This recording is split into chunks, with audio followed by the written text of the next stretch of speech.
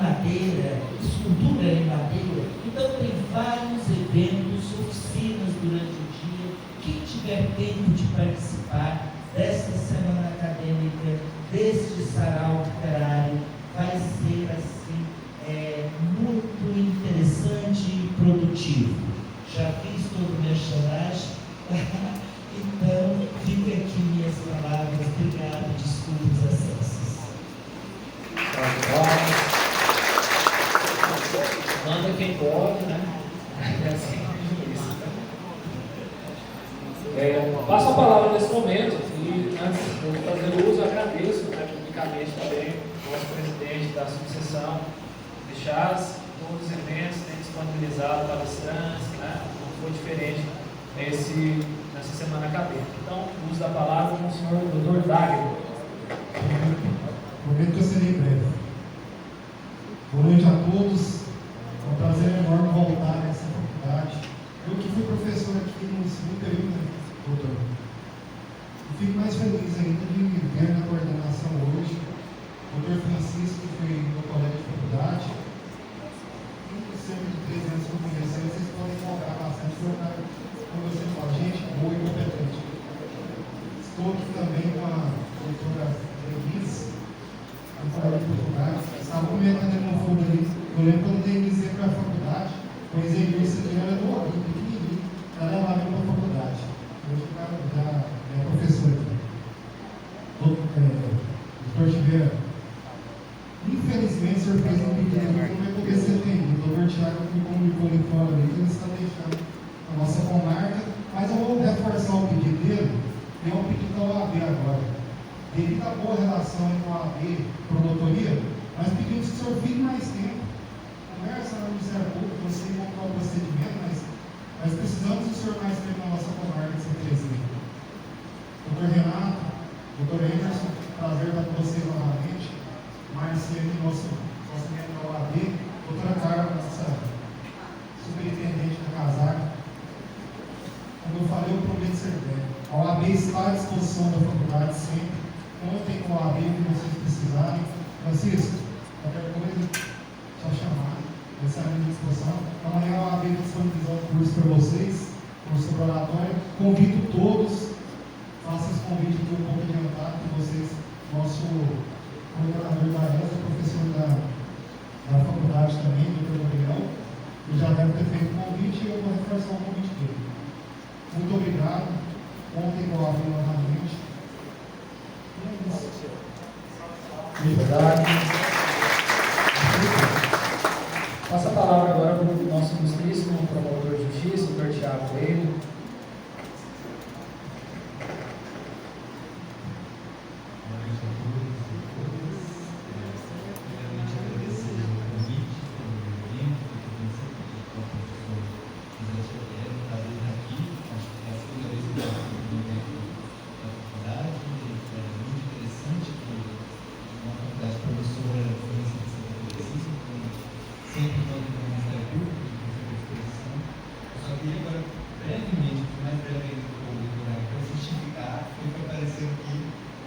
Eu sou um meteoro também para doido para ir embora. Eu só quero explicar de verdade, eu já tenho dado para ir embora, mas não foi o que eu quis. Eu tentei ficar e um outro preferência conseguiu falar nessa empresa. Eu vou ter que sair, não porque estou aqui mais ou menos 8 meses, gostei demais, tive uma boa convivência na comunidade toda. É um prazer trabalhar aqui, começar a carreira aqui, para se defender mas faz parte, né, da carreira que tem que mudar, independente de meu interesse, enquanto a comunidade apoia o meu trabalho, faz parte, quem sabe a gente volta, de outra forma, às vezes até como convidado da faculdade, mas é um prazer. Então, agradeço o convite, parabéns pelo evento e talvez seja muito obrigado pela produção. Muito obrigado.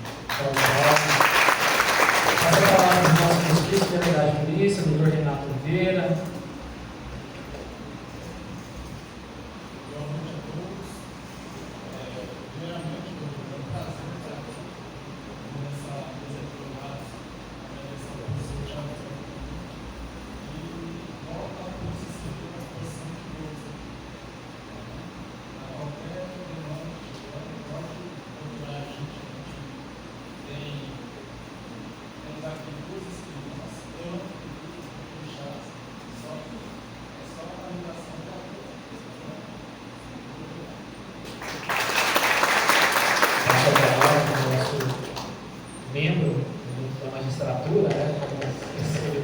lista, né, do noticiário.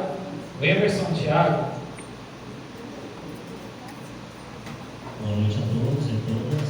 Bom, primeiramente, agradecer ao Francisco pelo convite, o doutor Xavier também, parabéns, senhor, tá? Pelo doutorado aí.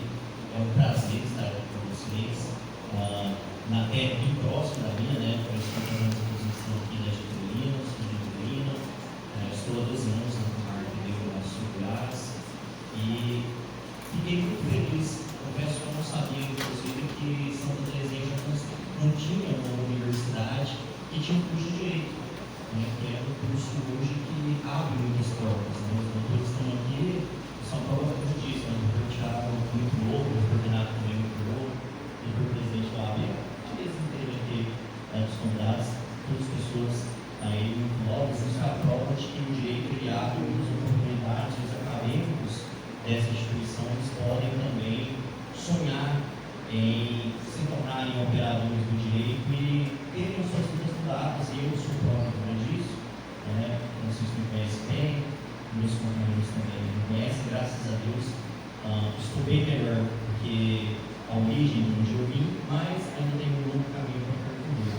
Né? Quem sabe chegar aí na posição dos doutores aqui, desde já fico agradecido pelo convite, espero contribuir com essa noite que eu não tenho dúvidas de que será uma noite inesquecível para muitos acadêmicos, a experiência que vocês vão vivenciar aqui e que de certa forma aproxima, como dizia Ariel Suassuna, parafrasear Machado de Assis, que existem no Brasil dois Brasis, o Brasil real e o Brasil oficial. O Brasil oficial é aquele Brasil distante, caricato, que a poucos é dado conhecimento.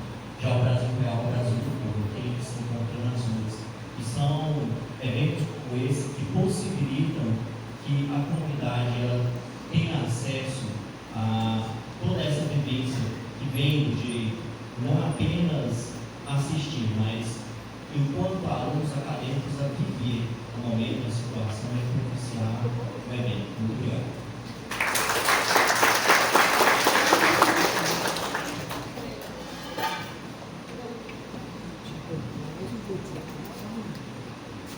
Ainda há tempo, sempre nós temos a honra de ter algum colega advogado da sucessão que vem se prestigiar hoje, né? A doutora Carla está aqui presente, seja bem-vinda, então é muito bom, né, ter os colegas advogados aqui conosco. E sempre com o advogado a gente tenta integrar, né? Desde já eu fiz um convite aqui para integrar o grupo de jurados, né? Assim a gente encerra o nosso grupo de jurados, certo? Pessoal, nós vamos começar os trabalhos, certo? A partir de agora, a coisa vai acontecer. Peço o Emerson para tomar o assento como magistrado nessa noite. Aqueles que vão fazer os papéis da defesa, da acusação, por favor, também podem tomar os seus assentos, certo?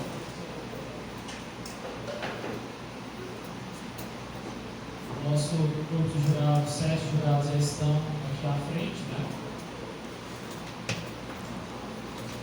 Policiais também podem tomar suas atividades, oficial de justiça.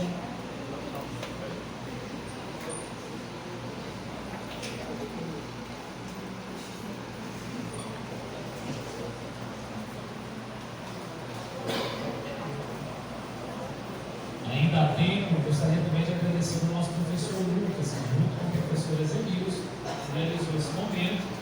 Infelizmente não conseguiu estar aqui hoje, mas fica aqui os nossos agradecimentos ao professor Lucas Rocha. Ok? Contamos com silêncio na plateia, os nossos alunos.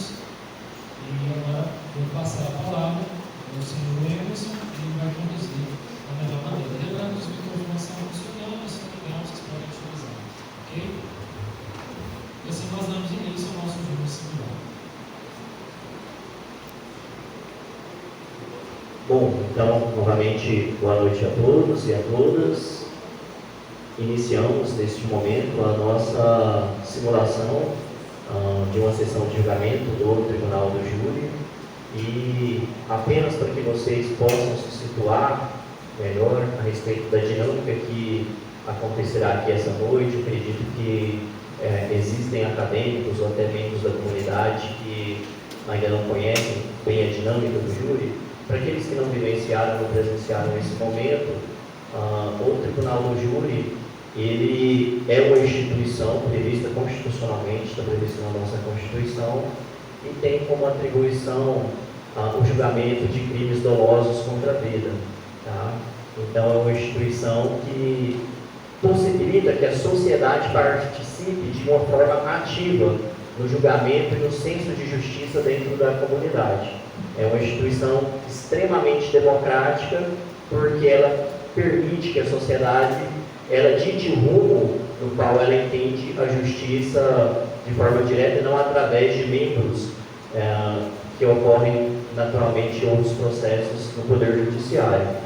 Para nós estarmos aqui hoje, pressupõe-se que houve um processo inicial, houve uma oferta de uma denúncia, esse processo teve uma instrução probatória, produziu-se uma decisão que chama-se pronúncia. O que é pronúncia? Pronúncia nada mais é que a verificação de que há indícios razoáveis de materialidade e autoria de um crime, ou seja, alguém cometeu, ou eventualmente há indícios fortes de que alguém cometeu um crime de homicídio. Então, compete ao Tribunal do Júri realizar esse julgamento.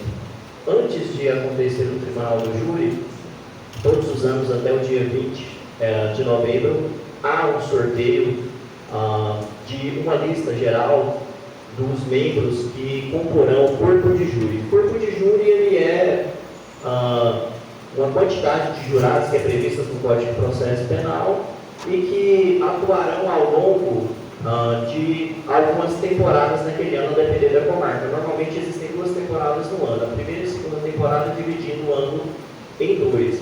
Em comarcas como Santa Terezinha, Uruaçu, Itapaci, que são comarcas menores, normalmente esse corpo de jurados ele é composto por 25 jurados.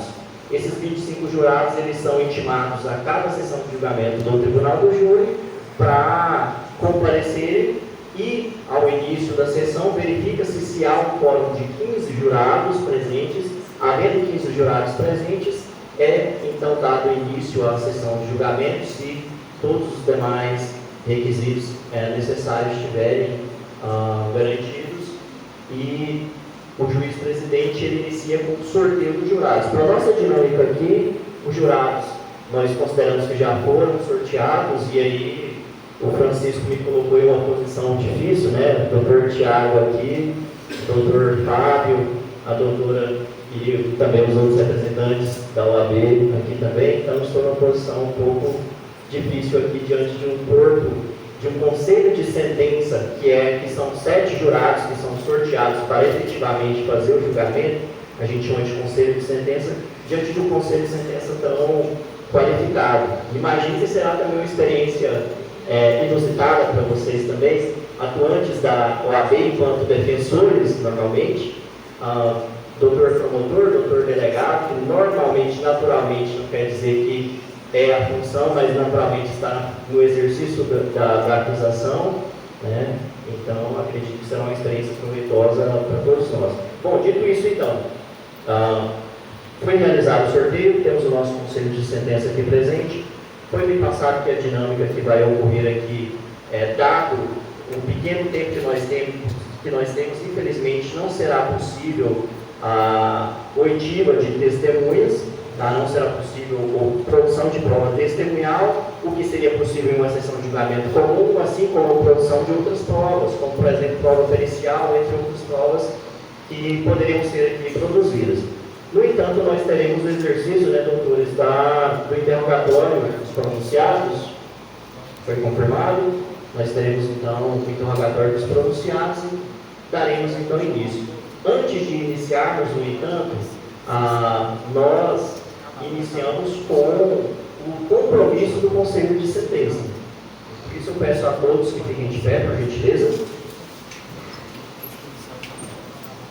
E apenas para, ainda a título didático, para quem não tem a experiência de como funciona o júri, para que possa entender um pouco melhor, quando nós realizamos, o juiz-presidente realiza a sessão de julgamento e que ele faz o sorteio dos membros do Conselho de Sentença, ele abre para a manifestação do Ministério Público, bem como da defesa, para que eles possam, caso queiram dispensar imotivadamente, ou seja, sem qualquer justificativa, até 3 jurados.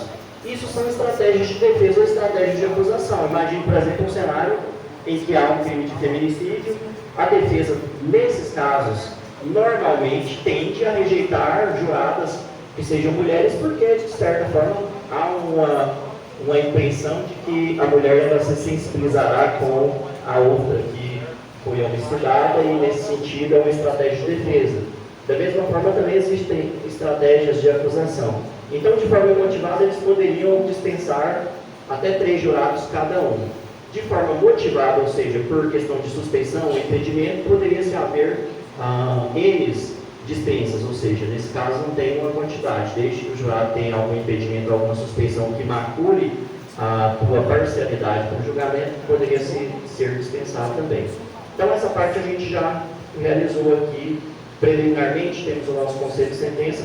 Esse conselho de sentença ele tem que fazer um propósito ele tem que fazer um compromisso de guardar o sigilo das votações, que ao final será o conselho de sentença quem vai de fato dizer se os pronunciados serão condenados ou se eles serão absolvidos, ou de que forma eles serão condenados ou absolvidos.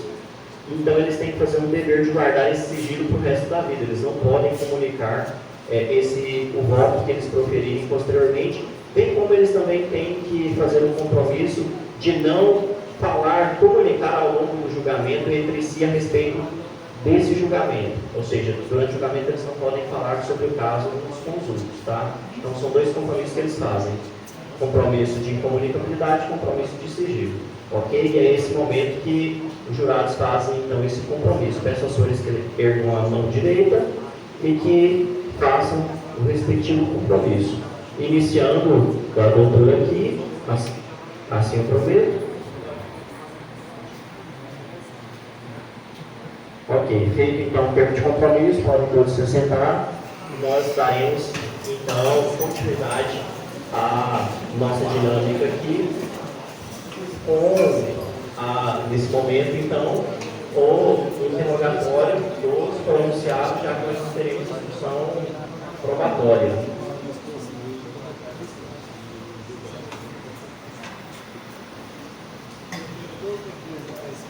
Excelentíssimo senhor juiz, senhor advogado, estamos aqui esta noite para analisar e julgar o caso que ocorreu em abril de 4.299 na comunidade de Conrado de Storfield, na comunidade leste.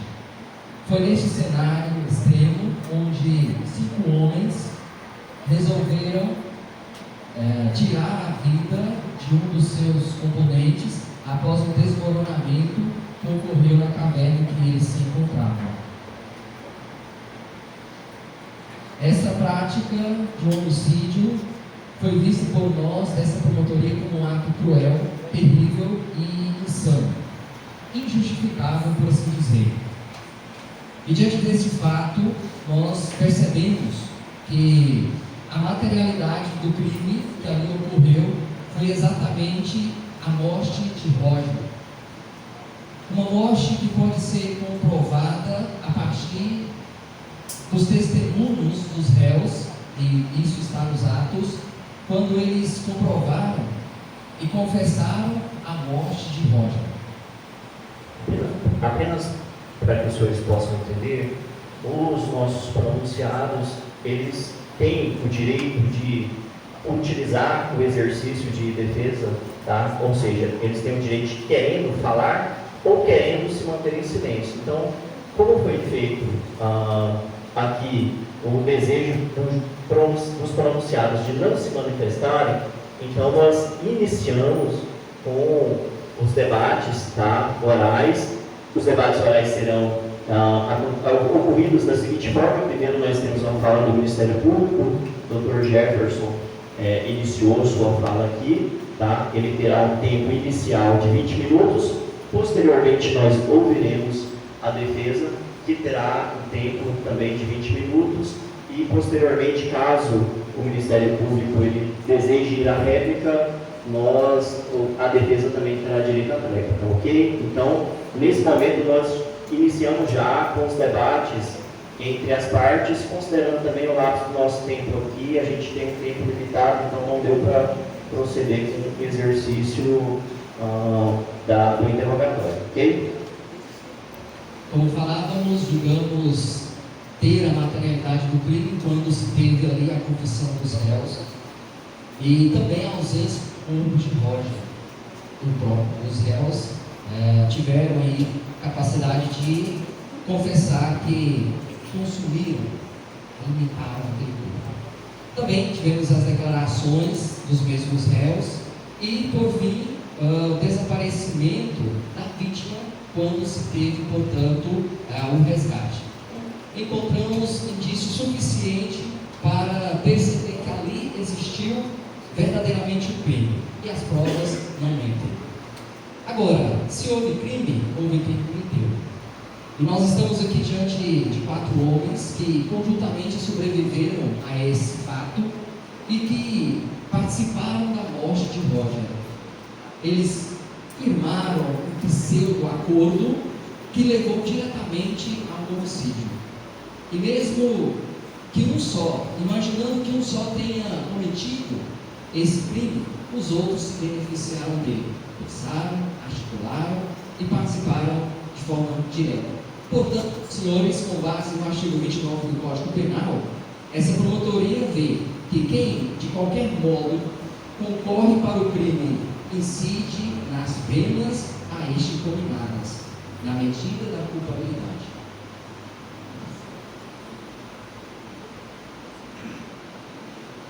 Vossas Excelências, senhoras e senhores, a Constituição Federal protege a vida no direito inviolado.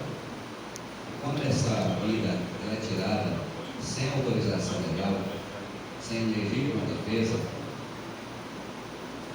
sem estrito cumprimento do dever legal, de fato, estamos diante de um homicídio. E não um homicídio simples, mas um homicídio qualificado pela crueldade, pelo desespero, pela dignidade humana. Consumado o artigo 121, matar alguém, esses dois por motivo fútil. Disse aqui um pouco.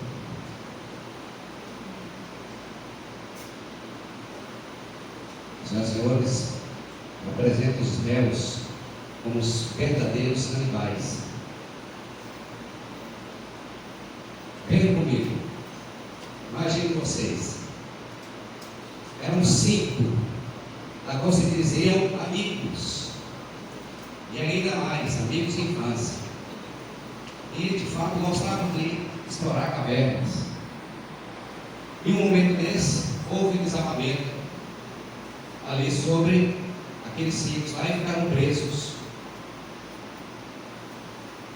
A comida escassa, a água também, e o tempo foi passando, e a equipe de salvamento trabalhando, mas não estava conseguindo resgatá-los. Um dos amigos, um dos 5 exploradores, teve uma ideia. Isso chegando no 20º dia, preso dentro da caverna. Ideia de sacrificar um deles, para os demais se alimentar e tentar ali 4 sobreviver. Mas pelo cruel destino, quem teve a ideia, Roger, foi infelizmente o que foi sacrificado. Mas veja bem, dentro dos autos, no 20º dia, eles tiveram contato com a equipe externa de resgate. No momento que Roger tinha feito o pacto com eles, Roger voltou atrás. Vamos salientar. Houve a desistência de Roger de não mais participar desse pacto, de não mais participar desse sorteio. Ele não quis. Mas o que os autores fizeram? Sem o consentimento de Roger, sortearam ele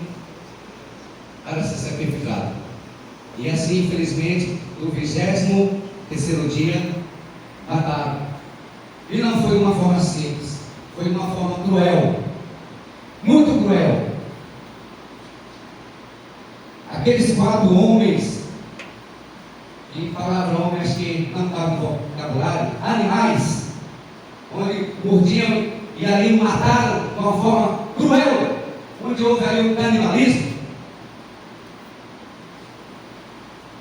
No 32º dia, onde houve o resgate, 4 homens só foi liberto. Mas cadê Roger?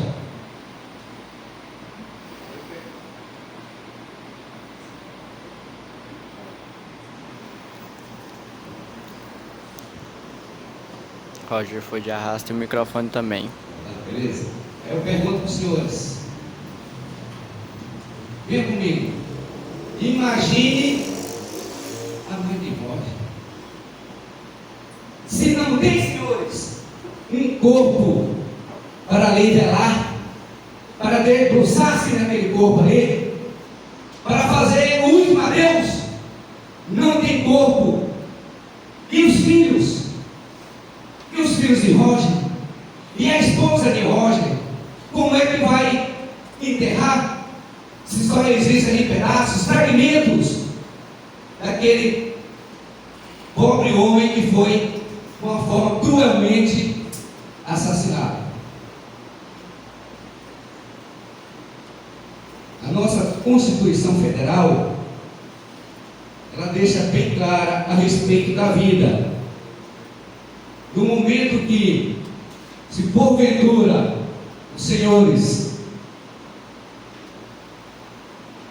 ir pelo lado de não colocar a vida em primeiro lugar e absorver esses assassinos canibais, vocês irão simplesmente rasgar a Constituição Federal. Então eu peço a condenação desses 4 elementos, indivíduos, canibais, assassinos. Sem mais, juiz. Ainda digo mais.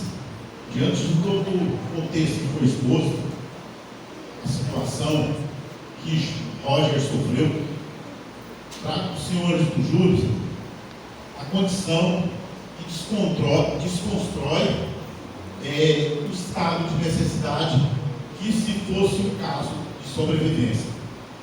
A teoria de Darwin diz que sempre há sobrevivente em situações difíceis e o mais forte sobreviverá.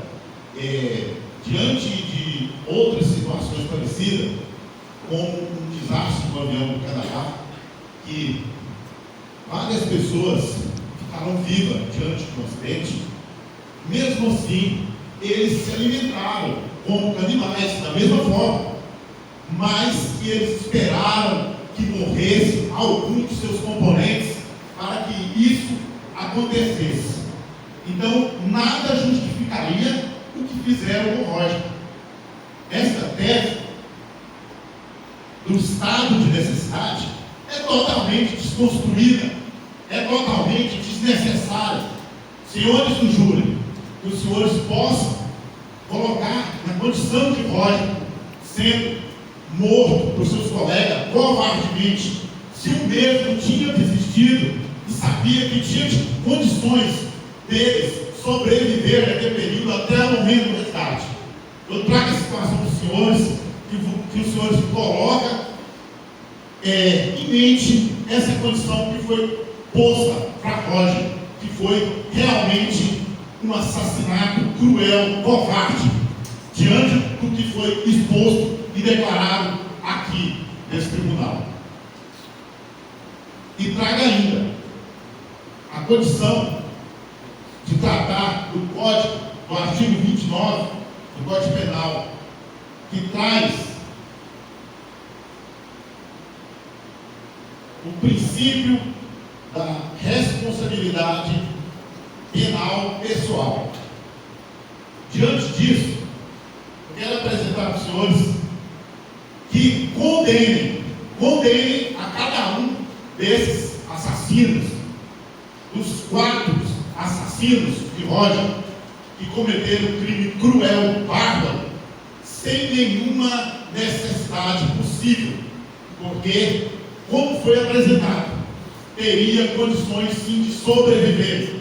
Mas se fosse preciso cometer o canibalismo, comer um dos colegas, que esperasse que morresse o primeiro, e isso aconteceria de forma natural.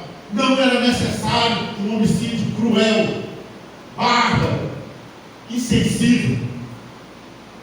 Senhores dos júris e senhoras, eu trago para vocês esta situação diante do artigo do Código Penal que condena esses assassinos.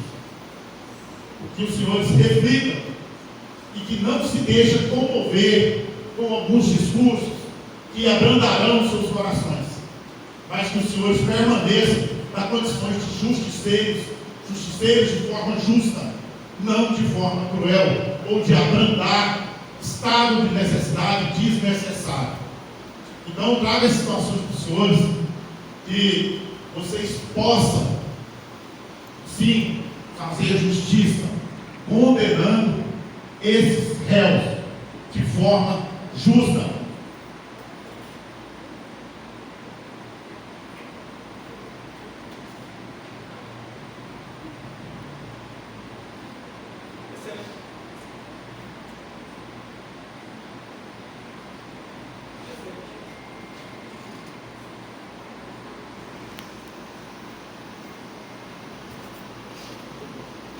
Excelentíssimo senhor juiz, nobres jurados e colegas, estamos aqui não para julgar 4 homens, e sim para defender os direitos da igualdade.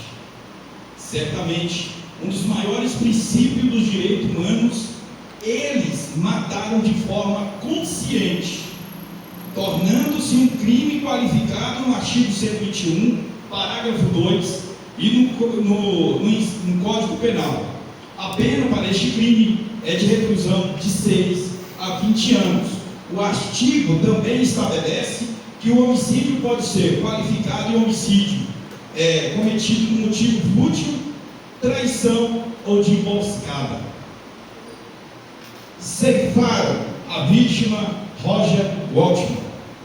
Não deram chance de defesa à vítima.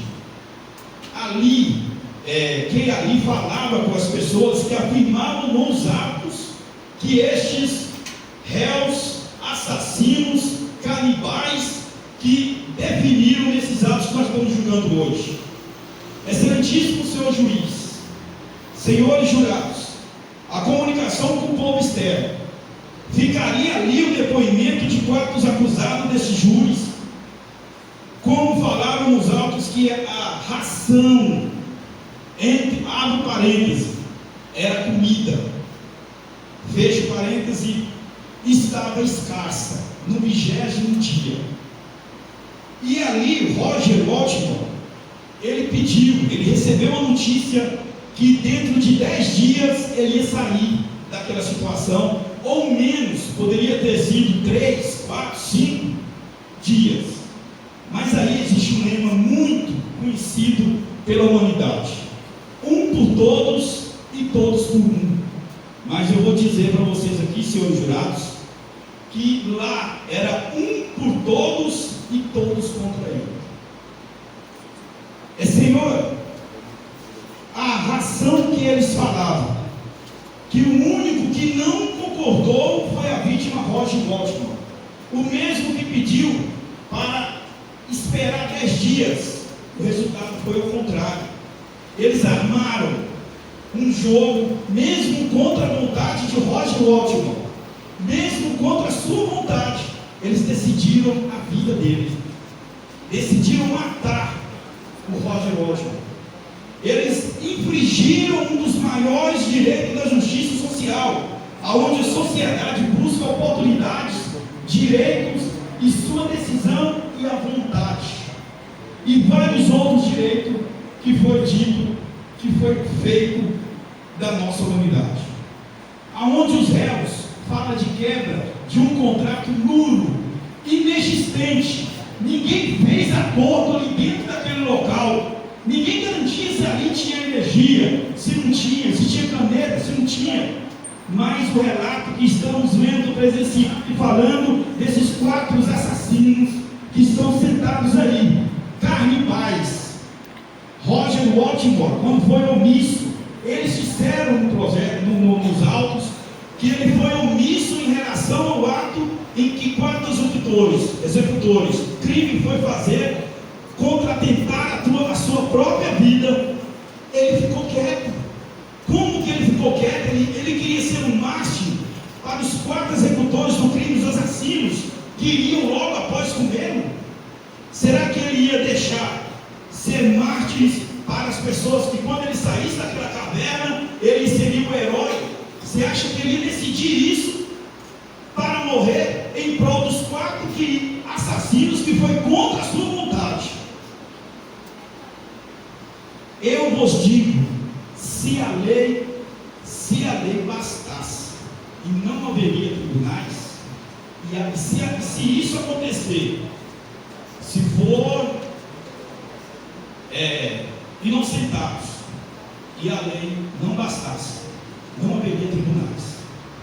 Mas, havendo tribunais, eu lhe peço, senhores, jurados, represente a lei e defende a igualdade, um dos mais importantes princípios da humanidade, não somente pela vida de Roger Baltimore, mas pelo direito à vida que foi tirada dele sem a sua vontade, porque ele desistiu antes e ele queria esperar para sobreviver junto com esses 4 companheiros que traíram. Senhores, jurado e excelentíssimo juiz, com a base do princípio da igualdade, e que a parte acusada tenha o seu tratamento revisto de maneira justa e certa, de acordo com os direitos que possui por ser um cidadão igual perante a lei. E eu termino minha tese.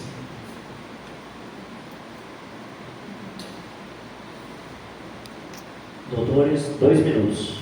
Os senhores já encerraram ou vão fazer o uso?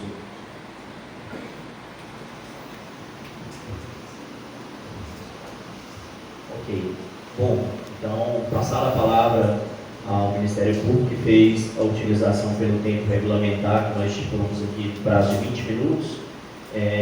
Em júris reais que acontecem, inclusive os senhores terão uma oportunidade amanhã, né, doutor Tiago, de presenciar, virar o júri aqui. O doutor Tiago vai trabalhar, doutor Jesus Camargo irá presidir. Em júris, que naturalmente acontece, esse prazo ele é de 1h30, tá? Quando se tem apenas um réu, quando se tem mais de um réu, tem-se um adicional de 1 hora a esse prazo, passamos para 2h30, então 2h30 para a MP, 2h30 para a defesa. Depois o MP pode fazer o exercício da réplica, o que garantirá a defesa do exercício da réplica. Apenas para que os nossos convidados possam se situar melhor ao caso, como nós não tivemos interrogatório, não foi possível passar para os senhores uma síntese da denúncia ou da pronúncia. Os nossos jurados aqui eles tiveram uma cópia aí, né? Então eles já têm ciência, mas para a comunidade que está presente, também os demais acadêmicos aqui, vou fazer uma leitura rápida aqui da síntese dos fatos antes de passar a palavra à defesa. Consta dos autos que no ano de 4.299, em local não identificado, nos arredores do estado de Comilville, os denunciados, após entrarem em uma caverna de formação rochosa para fins de exploração científica, ficaram presos por desabamento da entrada principal, ficando completamente isolados do mundo exterior por mais de 20 dias. Sem acesso a alimentos e temendo morrer de inanição, os réus, hoje aqui pronunciados, de comum acordo e mediante plano previamente deliberado, decidiram sortear entre si um para ser sacrificado, com a finalidade de que os demais se alimentassem da carne desse que sobrevivesse. O sorteado foi Roger Whitmore, também membro do grupo. Ainda que este tenha inicialmente aceitado participar do sorteio, posteriormente retirou seu consentimento, rogando que esperassem mais alguns dias para o resgate. Ignorando a sua vontade, os pronunciados em conjunto executaram o último órgão com o uso de um objeto cortante, provavelmente pertencente ao equipamento de escalada, matando-o de forma premeditada e consumindo a sua carne durante 20 dias seguintes. Após o resgate pela equipe da sociedade, foram identificados como autores do homicídio e confessaram o ato, alegando estado de necessidade. Bom, dito isso, então, passo a palavra à defesa pelo prazo de 20 minutos.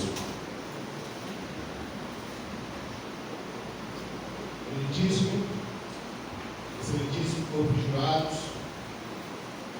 antes de adentrar no mérito do fato ocorrido, quero fazer uma reflexão com os senhores.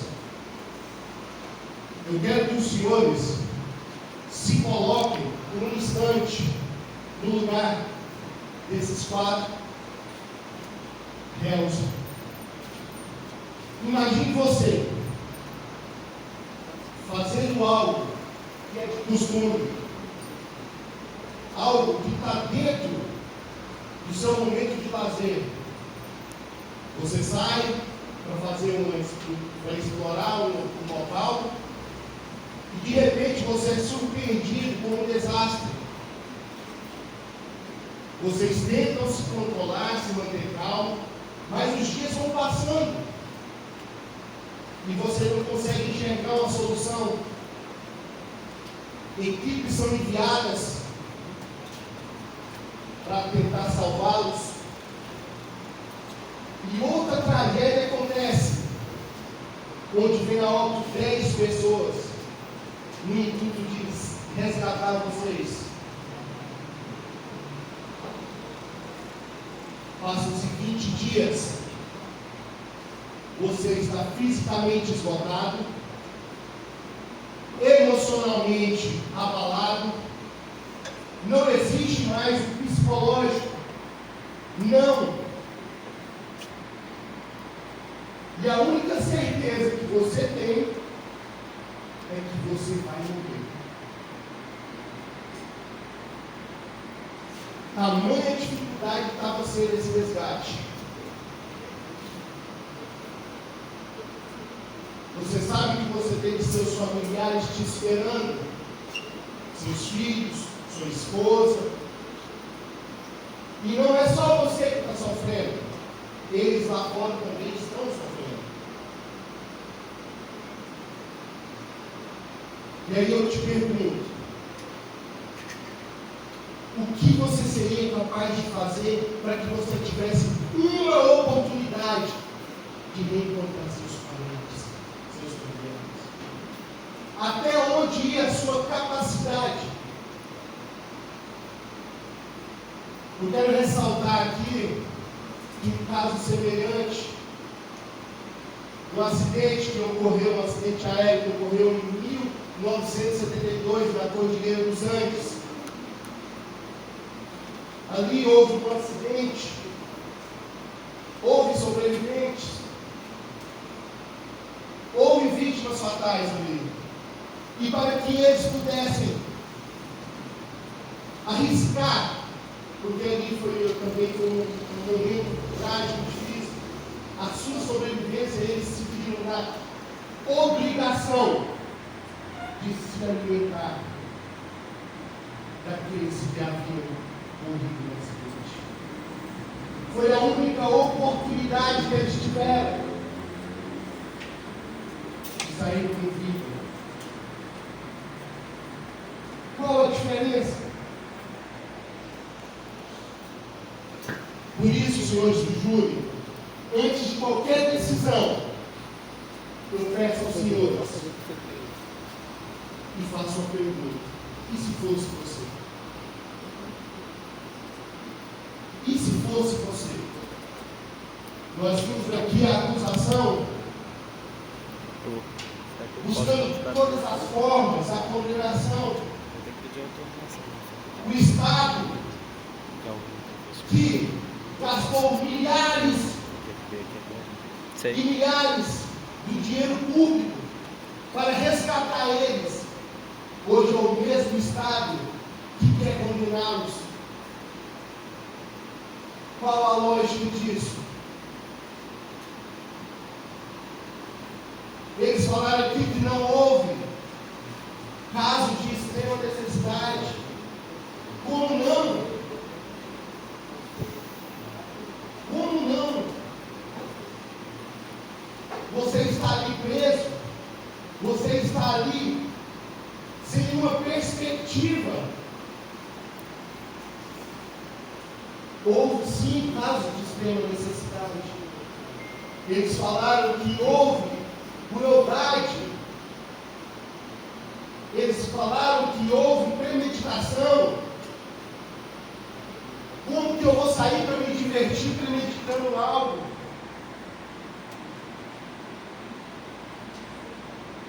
E outra coisa, que eles deixaram bem claro aqui, eles falaram que se vocês não fizessem justiça, na verdade eles falaram um termo pejorativo aqui, referindo ao nosso corpo de jurado, chamando vocês de justiceiros. Não. A lei ela tem que prevalecer. Mas nós temos que entender em quais circunstâncias a lei ela deve ser aplicada. Em qual momento? Este foi um momento trágico na vida desses quatro. É um trauma que eles vão carregar para o resto da vida. É uma condenação natural. E ainda assim o Estado tem imputado neles mais uma condenação. Mais uma vez, excelentíssimo jurado, antes de qualquer coisa, se coloque no lugar deles. E se fosse vocês?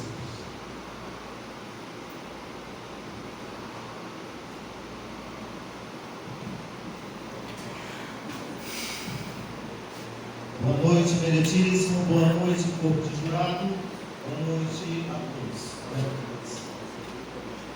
Senhores, excelências do corpo de jurado, quero trazer para vocês aqui a história desse caso, a história real que o Ministério Público aqui contou para vocês.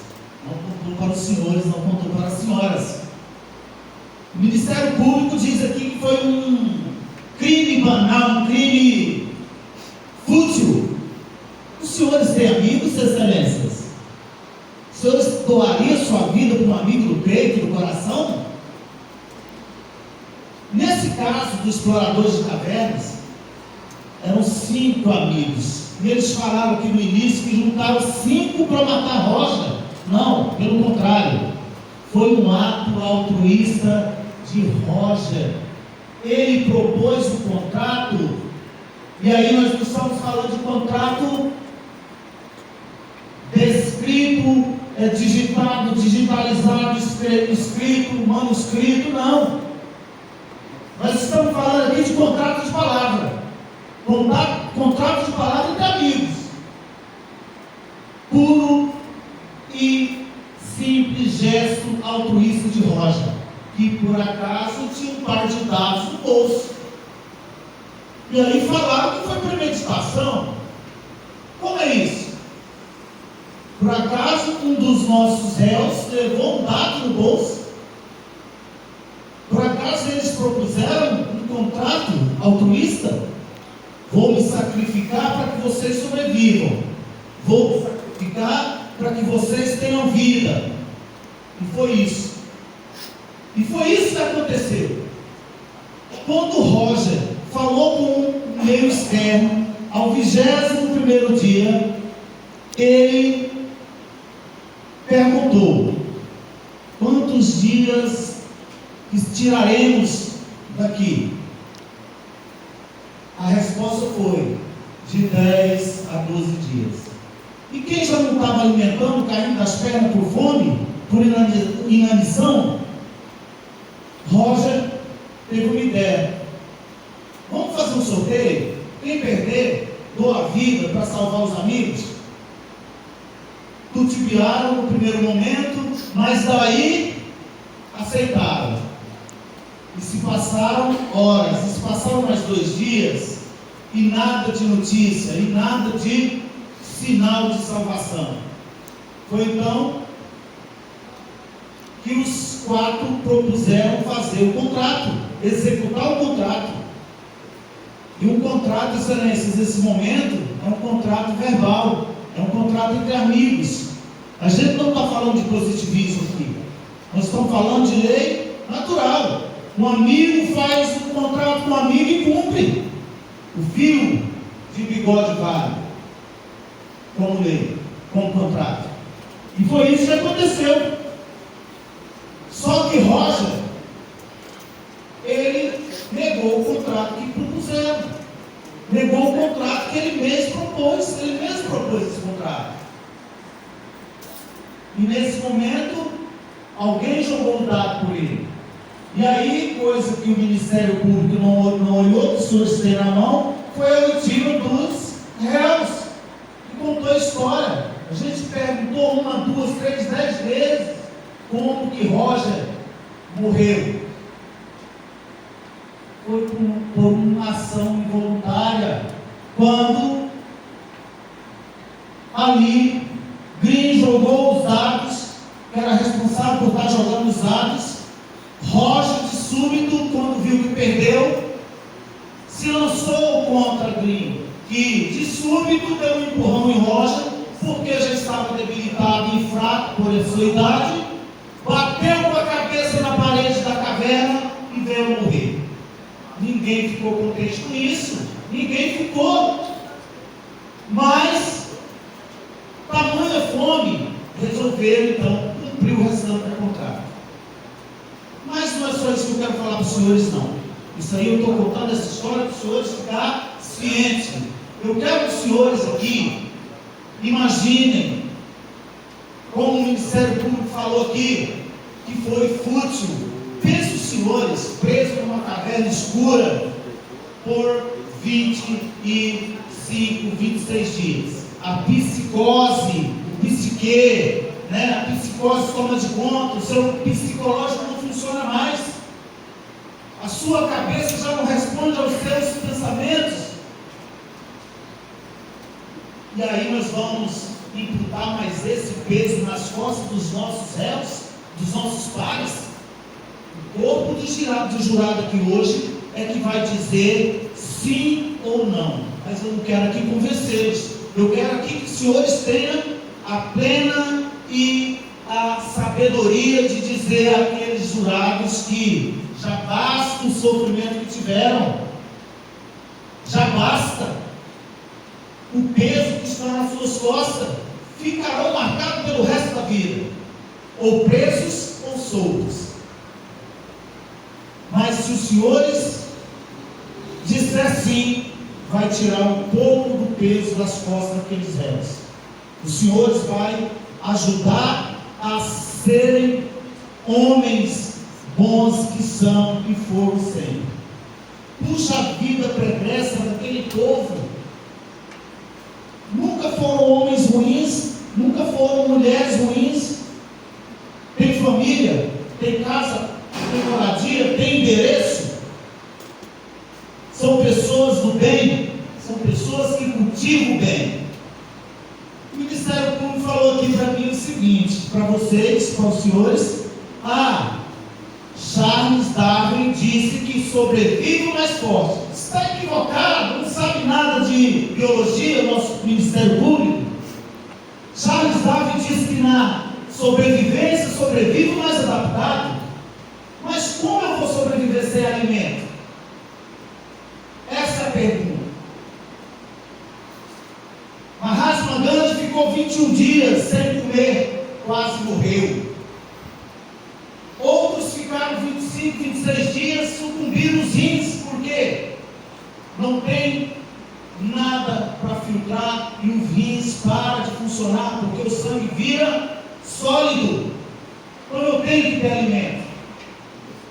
Então eu peço aos senhores que dê a chance a esses senhores, a esses pares sociais. Diga sim, sem medo. mas com consciência, porque eles já pagaram um preço muito alto, já pagaram um preço muito caro, porque perderam um amigo, porque Roger era amigo dessas pessoas, e íntimo, e por isso ele propôs essa ação, esse ato altruísta, de oferecer a sua própria vida para que ele sobrevivesse. Mas não mataram. Cometeram o crime? Sim, de consumir a carne, mas não mataram. Aquelas pessoas não mataram o Roger. Eu peço aqui para os senhores que usem de consciência e veja que o Ministério Público está querendo colocar o peso do Estado, o quanto gastaram com aquelas pessoas para tirarem da caverna, para depois colocar na prisão para dizer que está fazendo justiça. Justiça é dizer sim a favor da não condenação, dizer sim a favor da diminuição de pena, dizer sim à extrema necessidade que eles tiveram. Isso sim é justiça. E muito obrigado.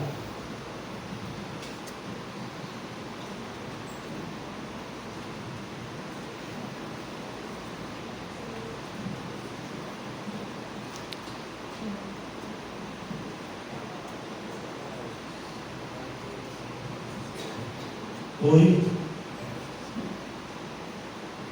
Excelentíssimo senhor juiz, digníssimos membros do júri, senhoras e senhores aqui presentes, boa noite. Gostaria de iniciar minha fala lembrando do artigo 23 do Código Penal, o qual diz em seu caput: não há crime quando o agente está de fato, inciso 1º, em estado de necessidade, inciso 2º, em legítima defesa. Este artigo, ele retrata perfeitamente os fatos narrados pelos colegas, pois os réus, eles agiram unicamente por estarem no estado de necessidade e agiram também em sua legítima defesa. Nós estamos diante de uma conduta adversa. Não havia, eu questiono, havia outra forma da sobrevivência, estando diante de um cadáver que serviu de alimento, portanto estão aqui hoje vivos. Teria outro meio de sobreviver se não se alimentando de morte? Não havia. Dizer que foi um estado de necessidade desnecessário, será? Se nos colocássemos no lugar desses réus, será que não teríamos a mesma atitude, a mesma ideia, o mesmo pensar? O doutor Ivan trouxe o artigo 202 do Código Penal, que diz sobre o vilipêndio de cadáver. Houve o respeito do cadáver, sim. Mas talvez, se o Roger conseguisse reverter a situação do seu ato de fúria indo para cima do crime, ele poderia estar dentro desse caso, no mesmo lugar deles. Como Ivan trouxe, foi despejado milhares de reais nesse resgate. Que sentido faz gastar com mal, resgatá-los com vida? Será que se eles não tivessem se alimentado, infelizmente, do companheiro Roger, eles estariam hoje de volta para os seus familiares, de volta para os seus filhos, suas mães? Não acredito que tenha sido atos necessários, não pelo contrário. Inclusive, se baseando no artigo 23 do Código Penal. Temos também o artigo 24. Considera-se em estado de necessidade quem pratica o fato para salvar de perigo atual e não provocou, por sua vontade, nem podia de outro modo evitar, devido ao próprio alheio, cujo sacrifício, nas circunstâncias, não era razoável que exigisse. Eu deixo este questionamento depois de apresentar os artigos que baseiam a tese. Será que se eles não tivessem consumido esse cadáver, esse corpo, eles estariam aqui hoje? Nós estaríamos nesse momento? Eu deixo essa dúvida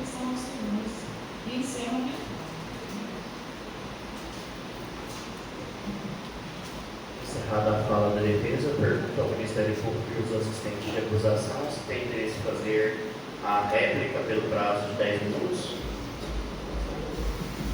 Sim? Os senhores têm tempo.